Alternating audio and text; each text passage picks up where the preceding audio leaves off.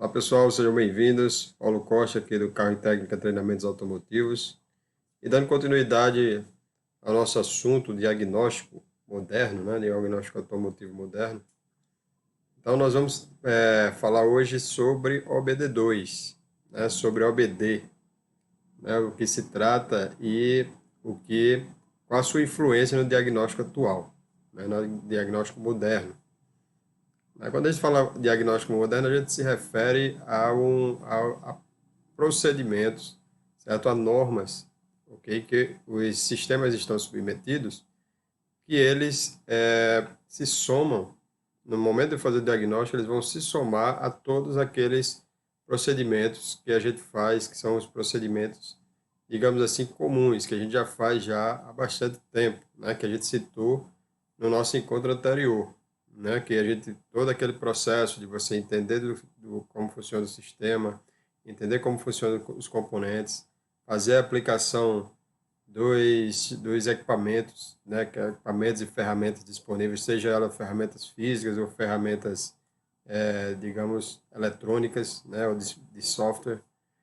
Então, com o padrão OBD2, a gente vai ter mais alguma coisa, né? Aliás, bastante coisa para a gente levar em consideração quando for fazer o processo de diagnóstico, ok? Porque senão, quando a gente não faz quando a gente não sabe, ou então quando a gente não faz o procedimento, a gente incorre em não fazer o diagnóstico da forma correta e, consequentemente, o não achar, não resolver o problema, não chegar à solução do problema, ou então chegar à solução do problema de uma forma muito mais complexa e muito mais demorada, né? Então, essa é a grande questão. Então, da mesma forma que se eu não seguir certas, digamos assim, regras, certos, o passo a passo, no que diz respeito a quando eu estou fazendo o processo de diagnóstico com relação às ferramentas, digamos, básicas, né, os processos básicos, que é o conhecimento eu não tenho conhecimento do componente, eu não tenho conhecimento direito do sistema, eu não sei como é que aplica a ferramenta, eu não sei que tipo de sinal é aquele, qual é a amplitude do sinal que aquele sensor ou atuador trabalha.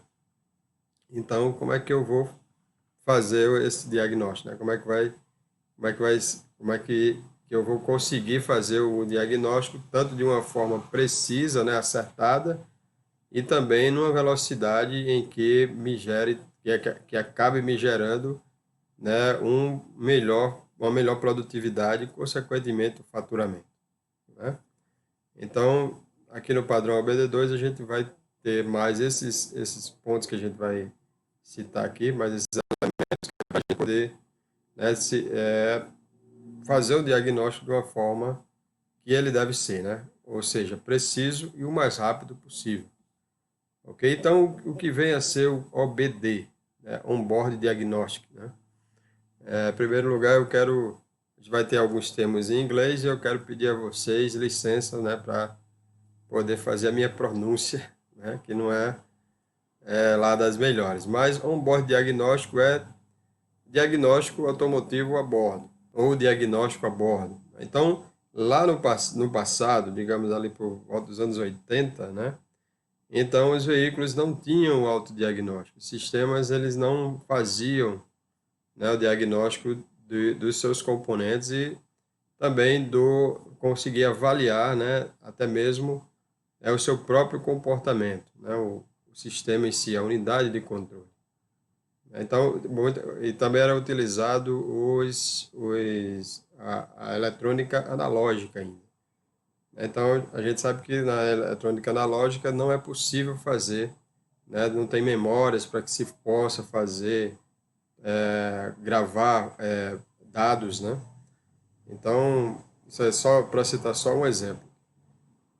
Então, lá atrás, começou lá nos Estados Unidos, eles começaram a criar certas regras, né, normas, onde uma delas era que o sistema ele teria que ter, né, um modo de fazer o seu autodiagnóstico e também diagnosticar os componentes e, de acordo com esse diagnóstico, acender uma lâmpada no painel, acender um visor que é para poder o condutor ficar sabendo que existia uma normalidade no sistema e daí ele procurar fazer um reparo, porque a gente sabe que nem todo defeito ele causa uma normalidade de funcionamento muito grande.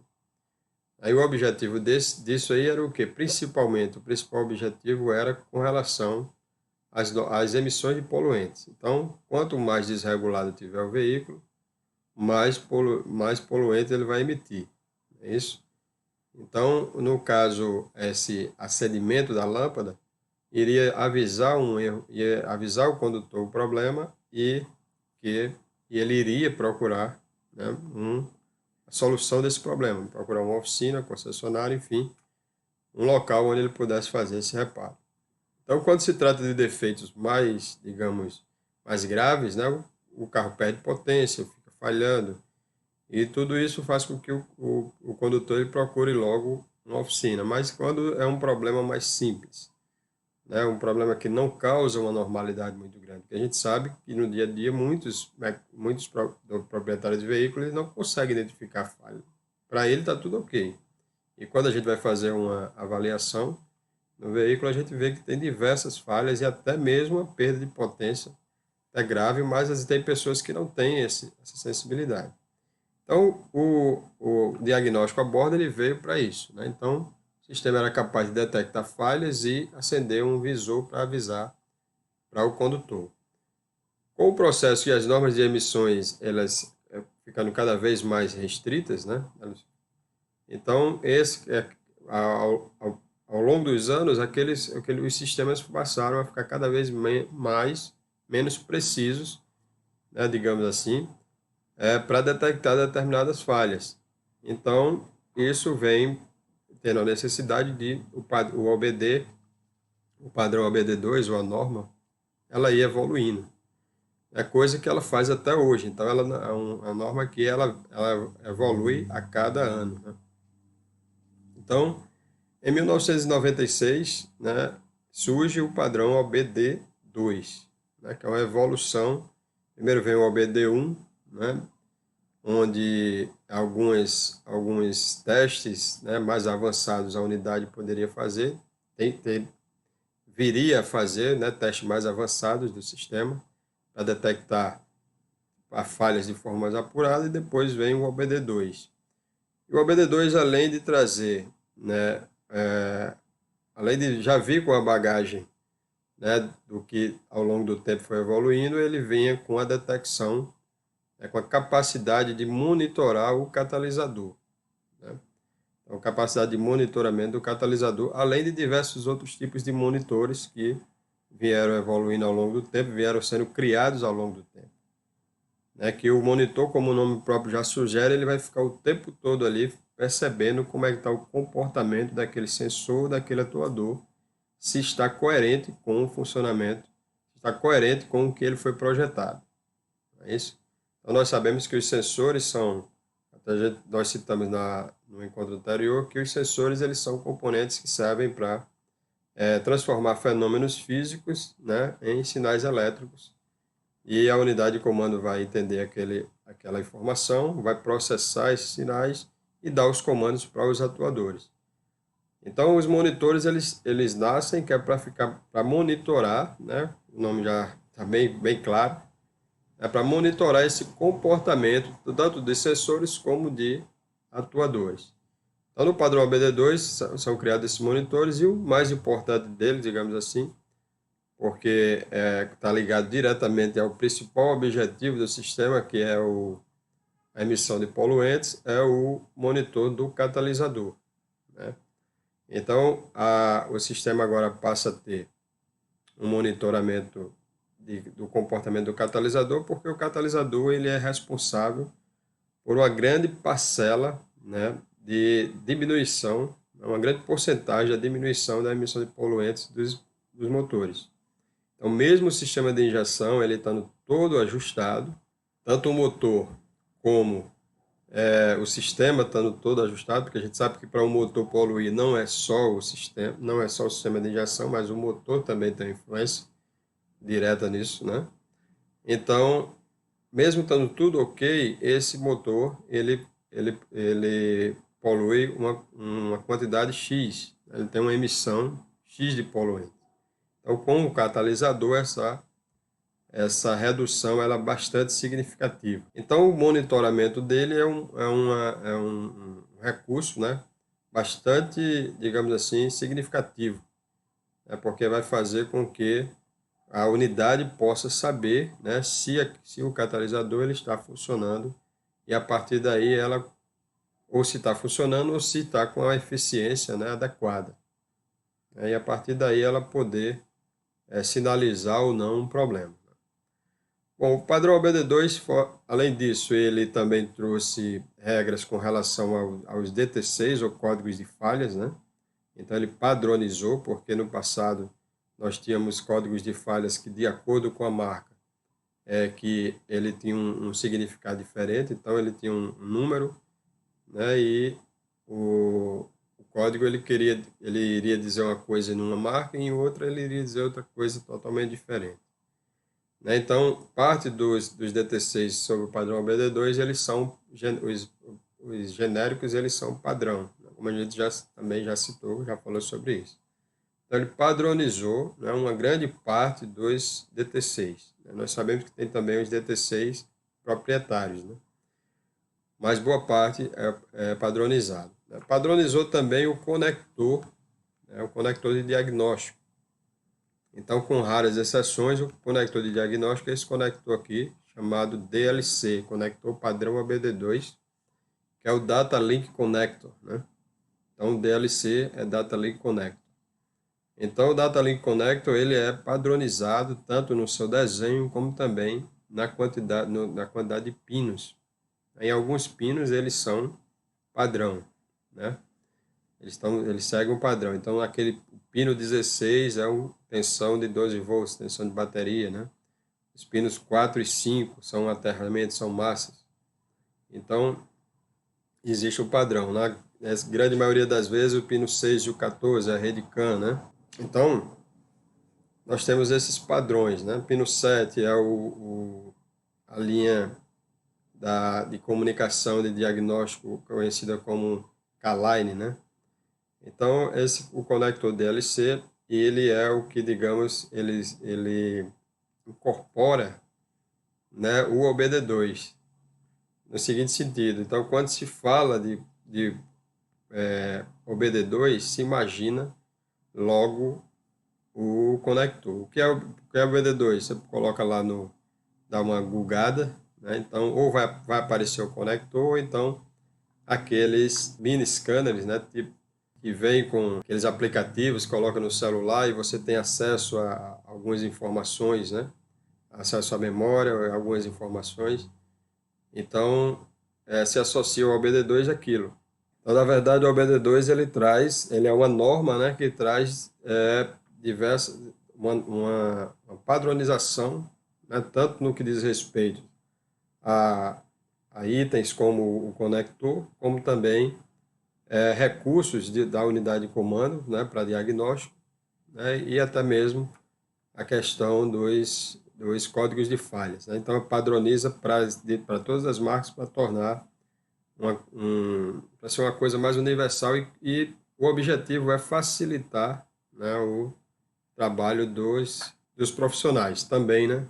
Um dos objetivos é facilitar o trabalho dos profissionais, porque, inclusive, como a gente sabe, o conector OBD ele tem uma padronização também de localização, né? Então, ele está sempre ali na faixa, né, do lado direito, né, naquela região, com raríssimas exceções, né, entre a parte central, o console, né, e a coluna da porta, né? Então, a gente sabe que existe esse padrão com relação ao conector. Bom, e no Brasil, o OBD-BR1, né, começou em 2007 e o OBD-BR2 começou a se trabalhar o monitoramento da sonda lambda a partir de 2009, 2010, por ali, começou-se a entrar em vigor, né, a ser, digamos, imposto, né, a padronização OBD-BR2, que não tem diferença do OBD2, certo? Então, em linhas gerais, é o padrão OBD2, né, instalado, né, digamos assim, ele passa a ser usado no Brasil e recebe essa nomenclatura. Então, ele veio paulatinamente sendo implantado no Brasil até chegar a ter todos os requisitos que o OBD2, né, ele possui. Bom, pessoal, agora, com relação ao diagnóstico, quais são os cuidados que nós vamos precisar ter, né, na hora do momento do diagnóstico, o que é aquilo que eu citei no início, né? O que se trata daquilo que eu citei no início, que é com relação quais são os cuidados que eu tenho que ter, que o OBD2 ou o OBDBR2 ele traz, né, para que a gente precise incorporar, né, no processo de diagnóstico, digamos, como eu já citei, o diagnóstico normal que a gente já tem que fazer, né, todo o processo de diagnóstico, o que o OBD ele acrescenta mais. Bom, o primeiro ponto a ser entendido é com relação aos DT6, né, Diagnostic Trouble Codes. Então, os DT6, ele é um código que ele nos dá diversas informações. Não é só não é só a nomenclatura que vem após ele, o título, né, o significado, né, o que vem escrito após o código, certo? O DTC ele tem várias informações ali. A primeira delas é a letra. Então, a letra ela pode ser B, C, P ou U, certo? B é de body, né, que é a parte de carroceria, ok? Que é a parte, digamos, para dentro do veículo, certo? Então, os componentes ali que estão ligados à parte relacionada a som, a mídia, né? Vidros e travas elétricas, né? Sistema de alarme. Então, esses componentes estão ligados à parte de carroceria, ok? O próprio computador de bordo, o board computer, né? A CSI, BSI, como a gente conhece, certo? Então, os elementos para dentro do veículo. O chassi, dois sistemas fazem parte, a suspensão e freio, por exemplo, ok? Então, os códigos de suspensão, de freio ABS, eles vêm, a primeira letra é a letra C. O P é powertrain, que é motor e caixa, ok? Motor e transmissão, certo? Então, tanto é que são os mais conhecidos, né? O que a gente mais tem acesso normalmente, né? Que a gente tem mais proximidade. E U é com relação à rede de comunicação, rede CAN, certo? Então, isso informa o quê? Que o defeito está surgindo lá naquele sistema, certo? Então, eu posso entrar na injeção, na unidade de controle do motor e ter uma falha que comece com uma das outras letras, como B, C ou U, né? Então, ele está me indicando que a falha está começando ali. Então, aquilo ali já é um alerta para você, né? Então, inclusive, é muito importante isso no diagnóstico da rede de comunicação. A gente entra num determinado sistema, eu posso entrar no ABS e ter uma falha que está nascendo lá no powertrain, né? Ou vice-versa. Então, é muito, muito importante quando a gente for falar no próximo encontro com relação à rede de comunicação, a gente vai citar isso. O segundo dígito vai ter ligação com se o código ele é um código que vale para todas as montadoras ou se é um código específico de uma montadora. E aí vale chamar a atenção, porque às vezes existe uma troca, se troca o título, né? A descrição da falha. Então, quando o código ele é no powertrain, quando ele é zero, tá certo? Ele é um código genérico, ok? Quando ele é zero, quando ele é 2, tá certo? E quando ele é 3, entre o código 400 e o código 900, tá certo? E sequencialmente nós temos aí no body, 0 também é genérico, né? No chassi, o 3 é genérico, na rede de comunicação o U e o 3, desculpe, o 0 e o 3 são genéricos, né? Então, mas sempre vou ter atenção, pessoal, que, como eu já citei, o padrão ABD2 ele vai mudando, né? Então, algumas coisas podem ser acrescentadas, né? Ele vai se renovando, né? Seria a palavra certa, vai se atualizando. Então, em qualquer marca que eu chegar, se tiver o código genérico, ele vai ser a mesma descrição. Já quando o código for proprietário, né? O código da montadora, então ele pode ser no powertrain, ele pode ser 1, ele pode ser 3, do 0 ao 399, ok? E nos outros, o bar ele pode ser ele vai ser 1, né, ou 2, né? O chassi ele pode ser 1 ou 2 e na rede de comunicação ele pode ser 1 ou 2 também. Certo? Então, primeiro código, da onde está vindo a falha, segundo, onde está surgindo a falha, certo? O segundo, se ele é genérico, se ele é proprietário. E no terceiro dígito, o subsistema, né? Aí já vai valer para powertrain, né? Porque eu tenho o 1 e o 2, dosagem de ar e combustível, então o sistema está localizado ali na região entre... Desculpe, ele está localizado nos itens, né? A falha vai estar localizada nos itens relacionados à relação entre ar e combustível.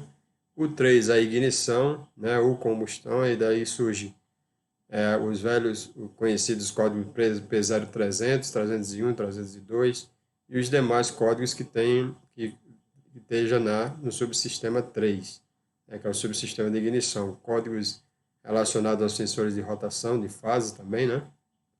Então, estão ali nos códigos 3. 4, regulação dos gases de escape. Tá certo? 5, regulação da velocidade e marcha lenta. Tá certo? Circuito de ar, né? 6, ECU e sinais de saída, ou seja, defeitos da unidade de comando e sinais de controle, sinais de alimentação elétrica, né, para sensores, atuadores, sinais de aterramento. Então, quando a falha está ligada a esse tipo de sinal, né, a esse tipo de... nessa linha, então ele está ali no código 6, certo? E o 7, 8 e o 9 da transmissão, né, do câmbio. Então, o terceiro dígito está ligado ao subsistema, né? Agora, aquela nomenclatura que a gente vê, né, ao lado do código, a descrição do código está ligado com os dois últimos dígitos, né, que é a identificação específica do defeito. Então, a gente vai ter lá uma determinada falha e apenas os dois últimos é que dizem relacionados ao componente, né, que está defeito, ou dependendo do setor do veículo, é o componente ou o sistema, certo? Então, por isso que é importante a gente entender o código ponto por ponto, porque daí você fica mais fácil de direcionar. Agora, bastante importante citar uma coisa, é que principalmente com os códigos que são códigos proprietários, certo? Às vezes a gente encontra a descrição do código ela é errada. Por exemplo, eu vou citar um caso bem emblemático que eu peguei na linha Fiat, que era um código P1, certo? P1 e ligado à dosagem de combustível e ar, né, que era um problema ligado à sonda lambda, sensor de oxigênio. Então, digamos que fosse P1 120, certo? Não, só a título de exemplo. Então, essa falha, eu lembro que ela descrevia o seguinte, que era sonda lambda circuito aberto, né?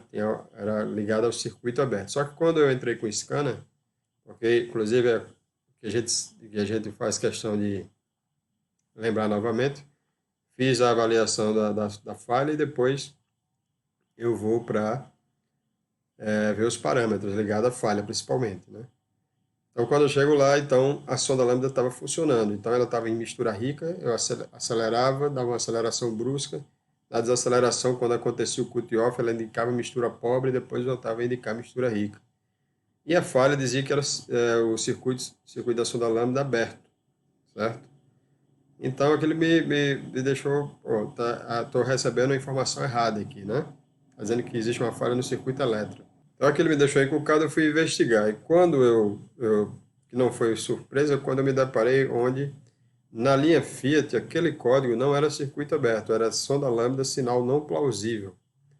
E aí, sim, ele tinha uma relação direta com o que eu estava vendo, através do scanner, né? Como a central estava enxergando o sinal da sonda. Então, realmente não estava plausível a sonda lambda o tempo todo indicando mistura rica, certo? Então, a descrição do código, ele estava me induzindo a ir procurar um defeito elétrico, certo? Só que, na verdade, não era um defeito elétrico, era um defeito de mistura. Então, o carro realmente tinha um problema de mistura, né? Então, a mistura realmente estava rica. Então, é esse tipo de coisa. O que também pode acontecer, que ainda é pior, né, é que às vezes vem com a descrição de um código de uma outra montadora. Então eu posso ter, digamos, o código P1202.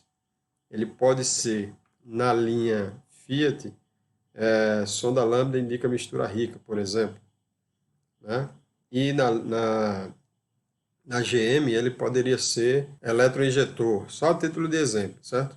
Então são coisas bem diferentes que podem te levar a um diagnóstico totalmente, levar o seu diagnóstico para outro lado, né? Então você vai pesquisar uma falha no injetor, quando a falha é lá na sonda lambda, devido ao quê? Devido à descrição do código. E normalmente o pessoal ele foca só na descrição do código, tá certo?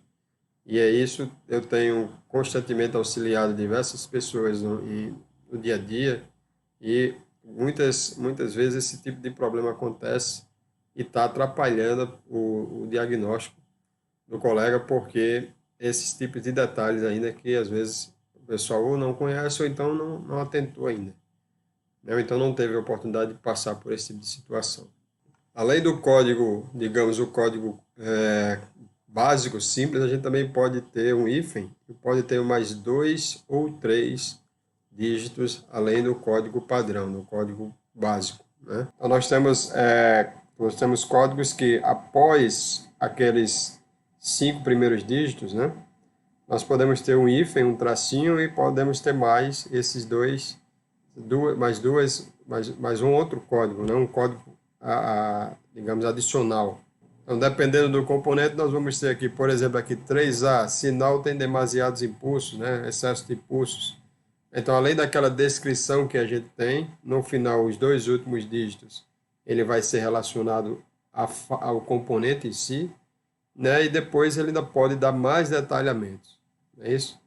Então, pode ter esses outros 2 dígitos, né, às vezes até 3, onde ele detalha mais ainda qual o problema em si, o que é aquela falha em si. Então, ele pode chegar para isso serve para que chegue ao maior nível de precisão possível, né? A análise que a unidade de comando ela faz do defeito. Então, outro ponto importante sobre os códigos é se é um código presente, tá certo? O nome já deixa bem claro o que quer dizer, então o defeito está acontecendo naquele momento. Se é um código passado, então o defeito ocorreu, mas está apenas memorizado na SU e já não está mais presente no sistema, ok? Então, defeito aconteceu, mas passou. Então, o defeito ele está classificado como passado. Defeito intermitente, né, que é o defeito que ocorre esporadicamente e não permanece presente no sistema, que é semelhante ao defeito passado. Então, isso aí também vai servir para nos ajudar.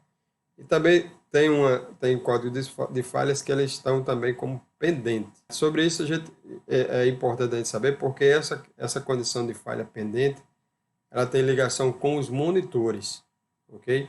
Então vamos agora passar para sair agora do código de falha, né? Que nós já atingimos aqui o ponto onde queríamos com relação aos códigos de falhas. Agora vamos aos monitores de diagnóstico, porque conhecer os monitores, conhecer como eles se comportam, saber da sua existência, né? Saber como eles se comportam, tá certo? Que eles variam de acordo com o monitor, como é que ele vai ser o procedimento, como vai ser o procedimento utilizado, né, para fazer os testes dos sistemas é importante, porque isso aí também vai influenciar muito, porque essa é aquela dita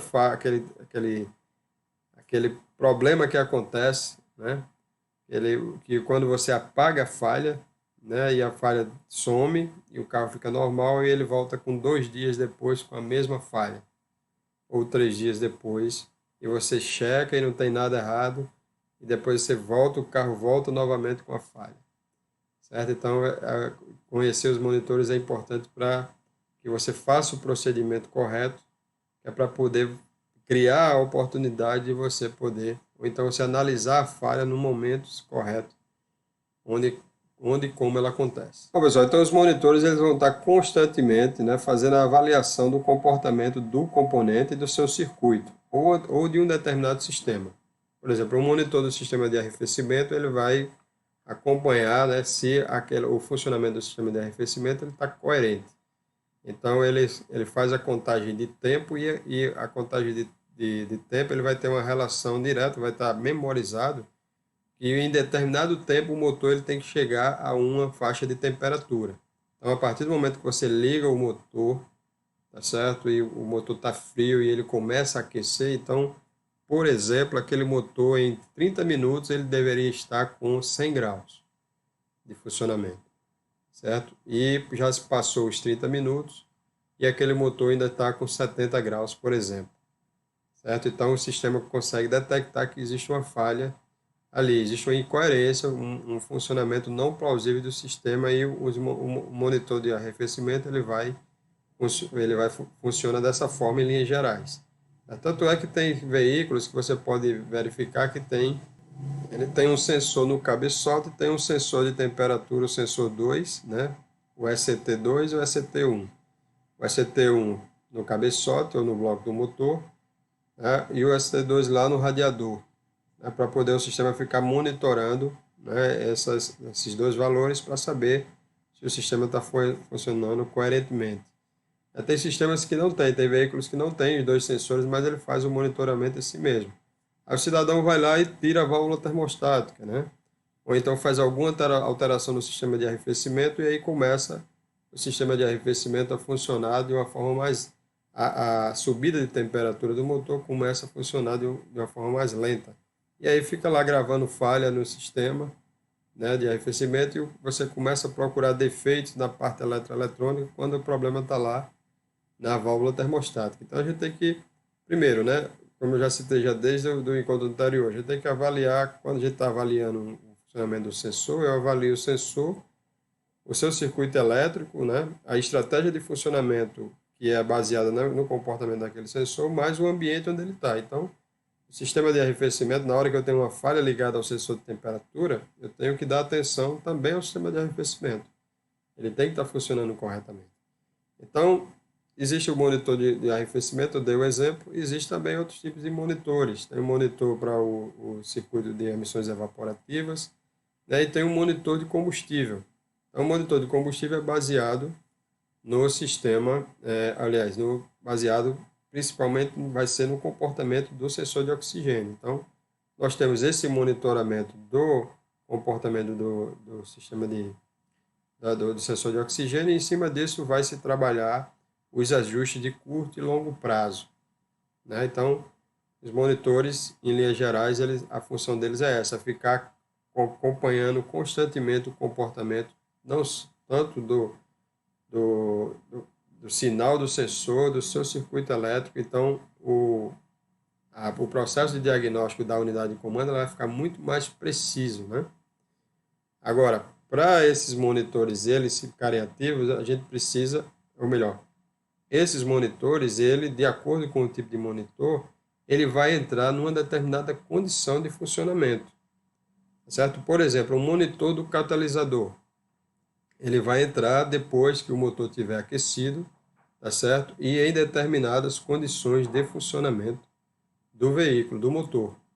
Por isso que eu tenho, que não vai adiantar muito eu ter uma falha relacionado à eficiência do catalisador e eu ficar testando esse veículo só parado na oficina.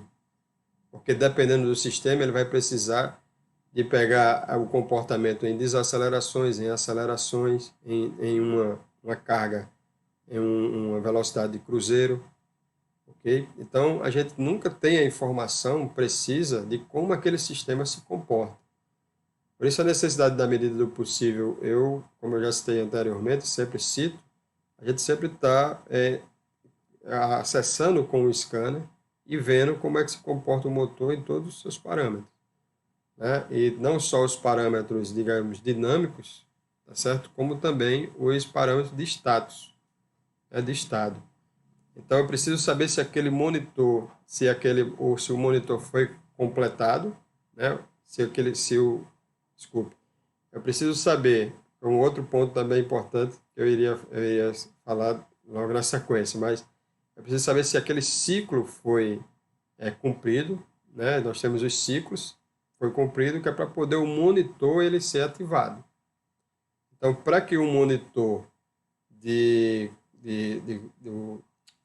eficiência catalítica seja ativado, eu preciso que ter se completado um ciclo, tá certo, de aquecimento no motor, ok?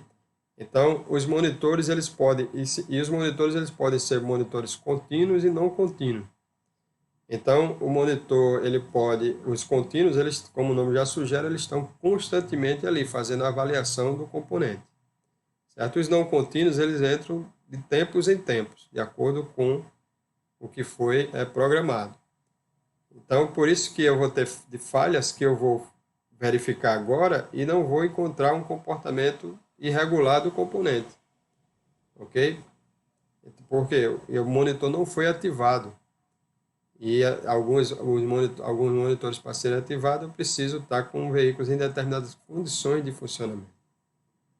Então, eu preciso cumprir os ciclos. Eu preciso dar a oportunidade do sistema cumprir os ciclos, né, para poder aquele determinado monitor ser ativado. Okay? Como é que o sistema vai fazer o monitoramento da EGR se para fazer o monitoramento da EGR precisa que esteja em determinadas condições de rodagem? Né? Então, aqui nós temos 3 ciclos principais. Né? O ciclo de ignição é iniciado quando a ignição é ligada, né? E concluída quando ela é desligada. Então, eu liguei a ignição, dei partida do veículo, então ela vai cumprir um ciclo quando? Quando eu desligar o motor. Então, tem monitoramentos que eu preciso ter um ciclo de ignição, tá certo? Outros, como eu já citei anteriormente, eu tenho um ciclo de aquecimento, tá certo? Então, eu tenho que ter aquele ciclo desde a fase fria, né, até aproximadamente, pelo menos, chegar a 80 graus, que é para poder o sistema fazer algumas avaliações de acordo com aquele monitor, certo? O que não vai adiantar, como eu citei anteriormente, a questão da EGR. Estou com o motor parado, a EGR está lá parada. Então, se a EGR está parada, então como é que o monitor vai ativar? Para saber se existe um problema. Vai estar ativo para fazer o monitoramento e, de repente, gravar uma falha necessária, né? E também temos os ciclos de condução, né? Deve ser iniciado em marcha lenta e o veículo deverá passar por diversos regimes de funcionamento, como mostra na figura abaixo. Aí aqui eu tenho 3 minutos com o motor em marcha lenta, acelerar até 90 km por hora, velocidade de cruzeiro por 3 minutos, desaceleração em freio motor, tá certo? Aceleração até aproximadamente 100, aqui está HM, mas é km, né? Quilômetros por hora por 5 minutos, e desaceleração. Então, isso é um ciclo de condução. Então, nesse ciclo de condução vai entrar diversos sistemas. A EGR vai entrar, vai ter fluxo de gases do canister, que dependendo do sistema pode ser em marcha lenta, mas outros é só em carga. Então, vários sistemas do motor vão entrar em funcionamento e vai dar a chance de acontecer aquele problema, ou se chega daquela faixa, né, daquela faixa do defeito, daquela faixa de funcionamento onde o defeito se apresenta. E nesse processo, o sistema vai existir também os testes que o sistema vai fazer. O padrão OBD2 ele tem testes ativos, testes passivos e testes intrusivos. Então, teste passivo, testes ativos e teste intrusivo, né? Teste de diagnóstico. Então, o sistema ele vai também, digamos, causar alterações no próprio sistema, né? Em alguns componentes, para ver o comportamento daquele componente ou de outros, certo? No teste passivo, ele só observa o comportamento do componente. Até aí nada demais. Né? No teste ativo, em alguns momentos, ele faz, né, durante uma ação específica, ele faz o monitoramento do componente. Tá certo? Então, digamos que seja ele é um teste pré-intrusivo. Né? Agora, no teste intrusivo, que é o tipo especial de teste ativo, ok? Que envolve uma ação do VCM, pode afetar o desempenho do veículo em emissões. Então, o sistema ele vai alterar, certo, um determinado funcionamento de um determinado componente para ver o comportamento dele ou de outro. Como, por exemplo, para fazer um teste da sonda do sensor de oxigênio, o sistema ele pode aumentar o tempo de injeção para ver a resposta do sensor de oxigênio, certo? Esse seria um exemplo, né, de um teste intrusivo. Por isso que ele fala que pode alterar o comportamento do motor ou até as emissões. Então, veja que a capacidade de diagnóstico das unidades de comando ela é muito superior com o padrão OBD2. Né? E na realidade atual é maior ainda, né? porque eu estou com uma apostila que, apesar desses procedimentos, desses processos, eles valem para os sistemas de hoje, mas o OBD2 ele está com constante evolução, como eu citei anteriormente. A gente tem as normas de emissões, com o tempo elas vão ficando cada vez mais apertadas, e o sistema ele tem que ter a capacidade de diagnosticar, né, de forma mais apurada o comportamento dos componentes.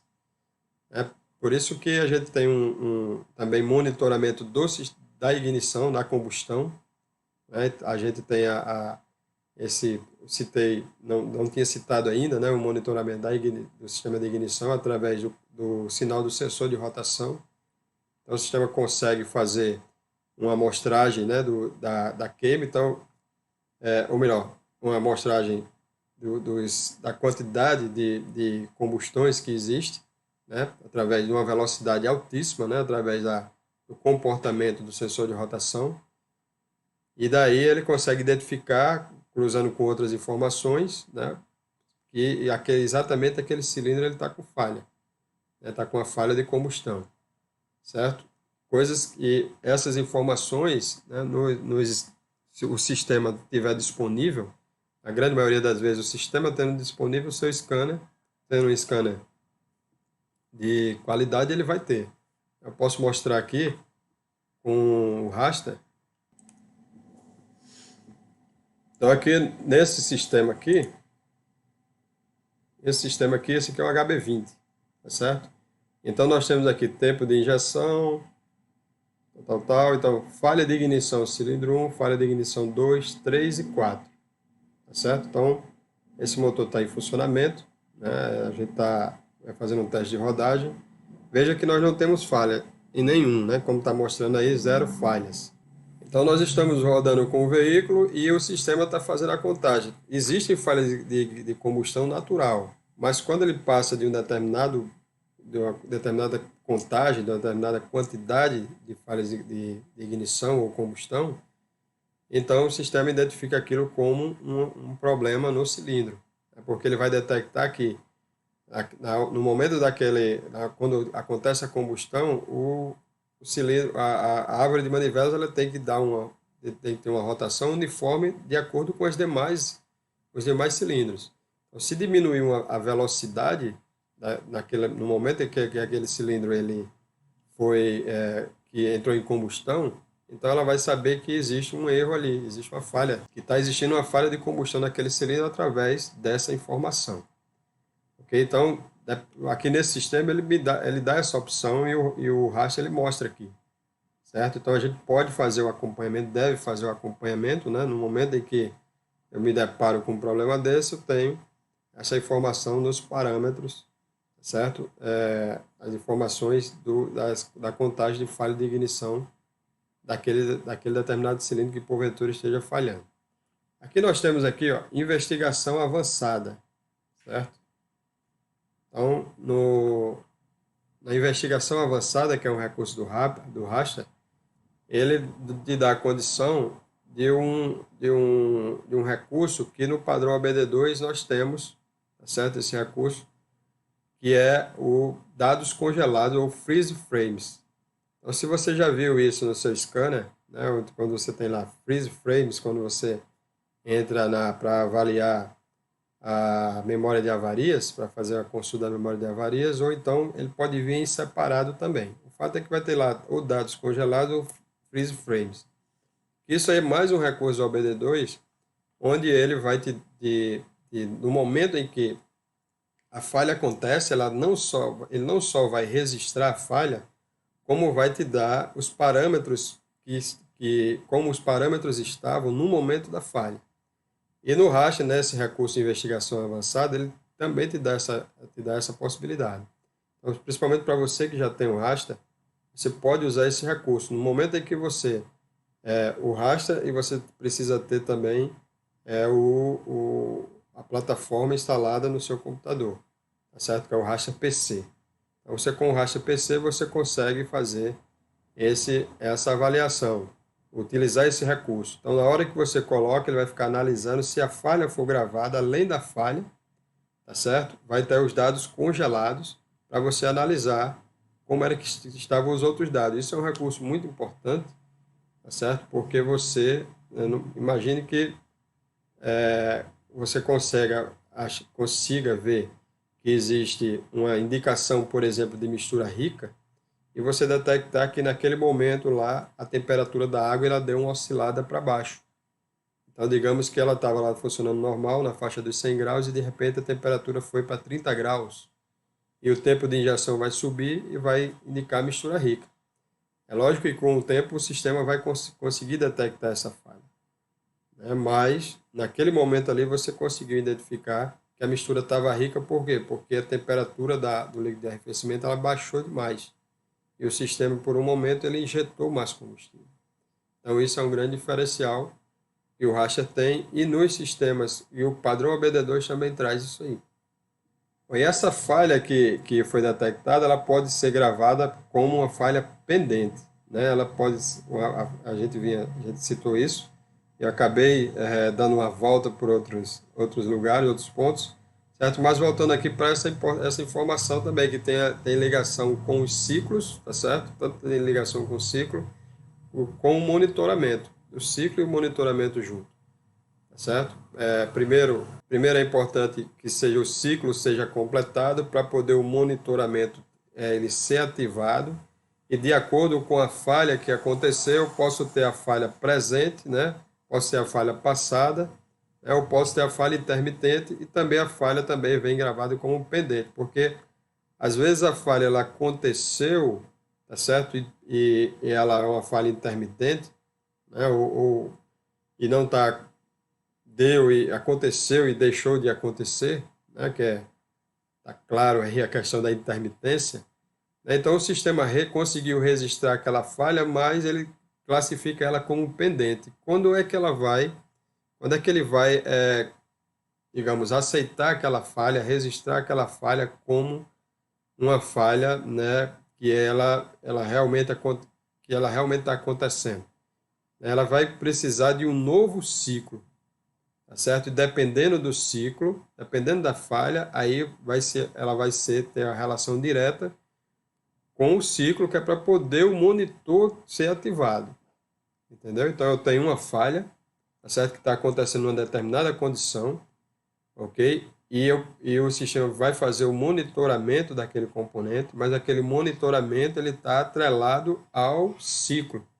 Então, eu preciso fazer aquele ciclo ele cumprir, que é para poder o monitor ser ativado.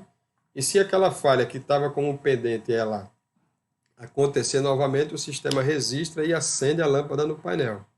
Dependendo da falha, pode ser depois de 2 ou 3 vezes que for completado um ciclo. Aí a gente volta de novo àquela condição lá atrás, né?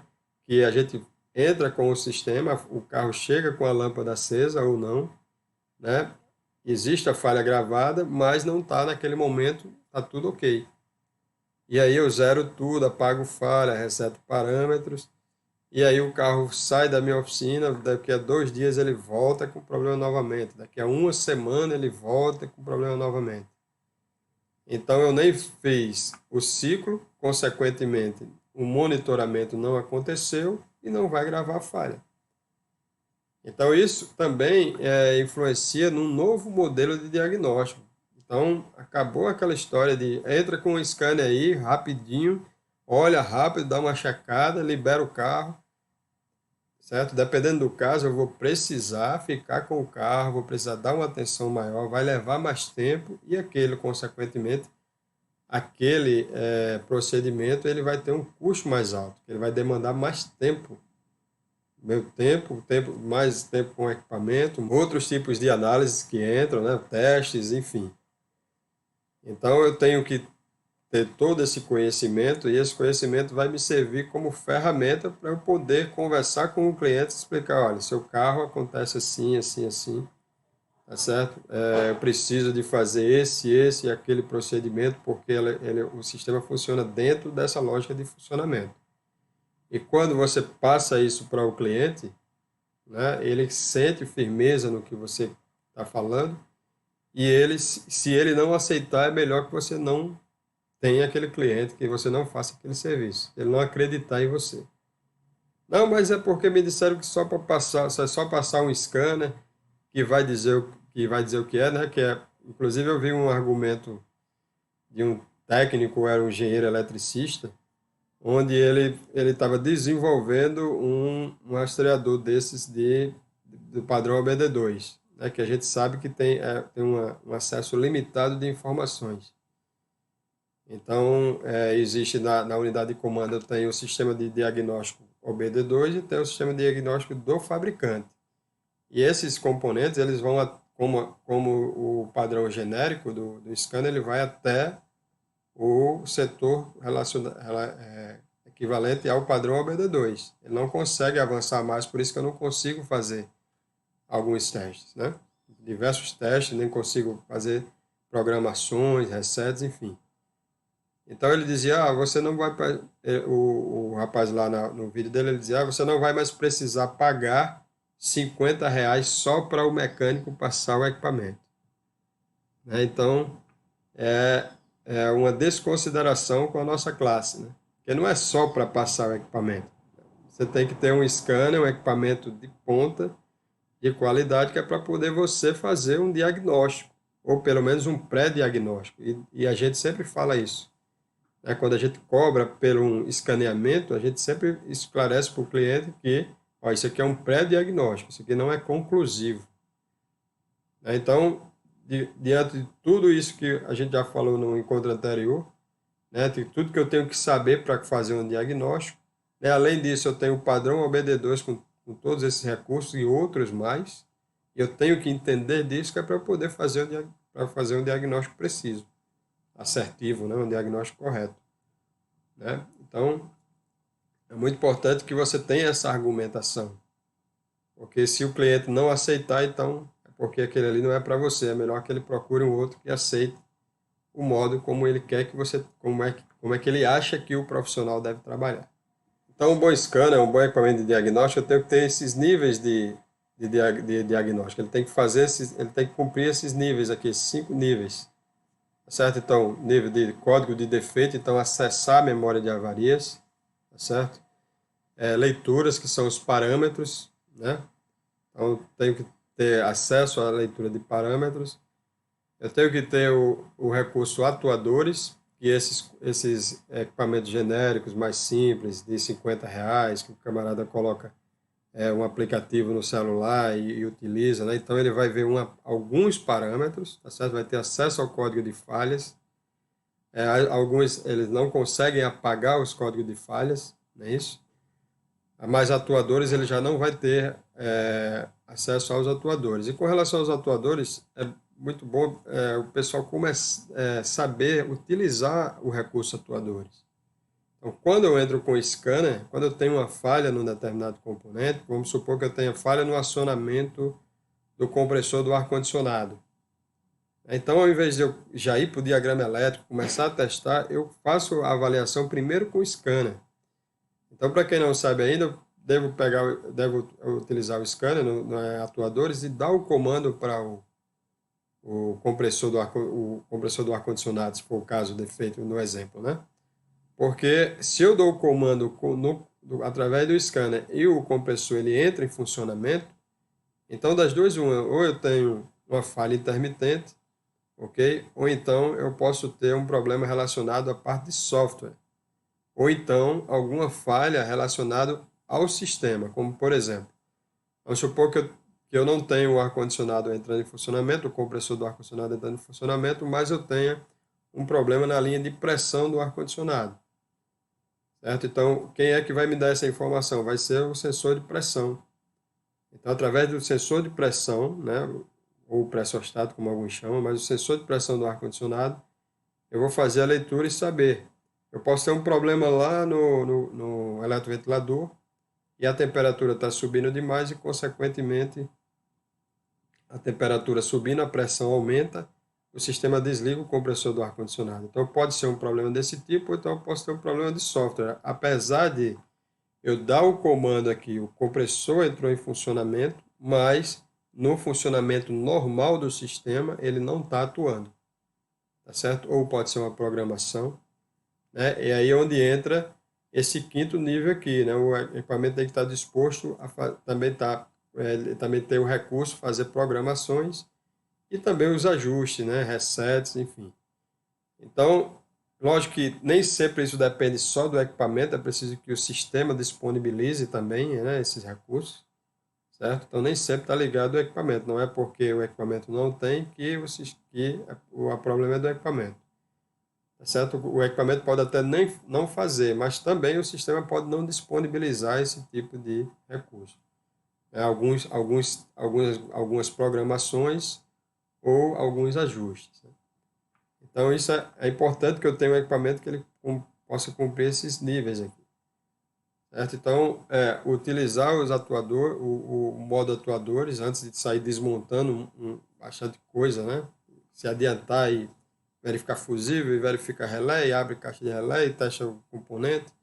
Então, utilizar o scanner para fazer o diagnóstico, né? Antes de desmontar alguma coisa, porque se eu dou o comando aqui, o componente funciona, o atuador funciona, então eu já sei que o circuito elétrico está tudo ok.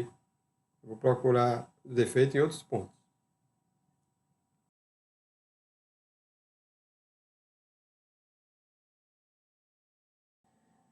Então, pessoal, é isso que a gente queria trazer para vocês nesse nosso segundo encontro, certo? A influência do padrão ou protocolo, né? Como se chama o norma OBD2 para o diagnóstico, né? O que a gente tem que incorporar. Então, existe alguns protocolos que a gente tem que seguir no processo de diagnóstico para poder a gente chegar na falha de uma forma mais precisa, né? Então, a gente não respeitando, né, esses protocolos, a gente começa a rodar em círculos, às vezes não consegue achar o problema, certo? Então, eu espero que a gente tenha aguçado a curiosidade para vocês procurarem se aprofundar mais no tema, né? O que a gente passou aqui já vai servir bastante para quem, a partir do momento em que você for fazer um diagnóstico amanhã, para quem não utiliza ainda, para quem não leva em consideração esses pontos que a gente trouxe aqui, tá certo? Como eu falei no início, não é tudo sobre o BD2, mas em linhas gerais, digamos, é o que a gente utiliza no dia a dia, né? A gente lida sempre com o monitoramento. Uma coisa muito importante é a questão dos estados, porque nos status, né, é onde nós vamos ver se aquele monitor ele foi completado, certo? Só para a gente ficar mais claro isso aqui. Então, aqui nós temos os parâmetros, digamos, dinâmicos, né, e nós temos também os estados, né, ou status, certo? Por exemplo, aqui está me informando que que o sistema está trabalhando em circuito fechado, né? Então, o circuito lambda, né, ele está trabalhando em circuito fechado, ou seja, ele está levando em consideração a informação da sonda lambda. Então, a gente sabe que em determinada faixa de temperatura, né, o sistema trabalha em circuito aberto. E por isso, um dos motivos da sonda lambda ela ter o aquecimento, para ela entrar o mais rápido possível em circuito fechado, né? Então, ou closed loop, né? Então, os estados são muito importantes com relação aos monitores, né? Também com relação a saber se o sistema já fez o reconhecimento do combustível, não é? Dos veículos flex, a gente tem esse item, esse ponto a ser verificado. Então, nos estados é que vão ter essas informações. Então, os monitores, eles vão estar, quando eles estiverem disponíveis, eles vão estar lá nos status. Então, essa é mais uma informação que o seu scanner tem que te passar, certo? Então, pelo estado, né, do sistema ou status, eu consigo saber se aquele monitor ele foi completado, porque a partir daí eu posso fazer de forma mais segura a avaliação, fazer a avaliação daquele componente, do sistema, né, que eu estou fazendo no processo de diagnóstico. Então, pessoal, muito obrigado mais uma vez, né? Deixe suas dúvidas ou, né, suas sugestões nos comentários, se tiverem. Se achar relevante, compartilhe esse vídeo, é muito importante, né, tanto para os colegas da profissão que ainda não, né, estão cientes desse assunto, como também da nossa parte para o nosso canal. Muito importante essa troca, né, entre nós e vocês, tá certo? E nós viemos no início, no primeiro encontro, nós falamos sobre os elementos de diagnóstico, né, digamos assim, o básico necessário, né, para a gente poder fazer o diagnóstico de processo seguro. Trouxemos agora o OBD2, que a gente acrescenta a todo aquele pacote, digamos assim, de procedimentos que a gente deve conhecer e deve fazer, tá certo? Lógico que não é uma coisa engessada, eu tenho que fazer nessa sequência, certo? Você pode fazer a sua sequência, mas desde que pelo menos você tenha ciência daquilo que você precisa fazer para fazer o diagnóstico da forma mais segura, sobretudo no padrão OBD2, que se você não fizer daquela forma, você não vai conseguir chegar, pelo menos de uma forma rápida. No mínimo, você vai levar tempo para fazer o diagnóstico. Ou então você não vai conseguir fazê-lo, né? E no próximo encontro nós vamos trazer aqui a rede de comunicação, a rede CAN, tá certo? Somado, né, a todos os procedimentos que a gente tem que fazer, mas conhecendo sistema por sistema, com o padrão OBD2 e agora com a rede CAN, né, onde nós temos, agora é uma forma, digamos, até errada de falar, mas com a rede CAN, a gente tem que levar em consideração mais isso aí no processo diagnóstico, porque senão a gente enrola tudo e acaba não chegando a uma conclusão. Mais uma vez, né? No mínimo, vai demorar muito mais para chegar ao diagnóstico. Ok? Então, até a próxima. Sucesso, saúde, sucesso e forte abraço.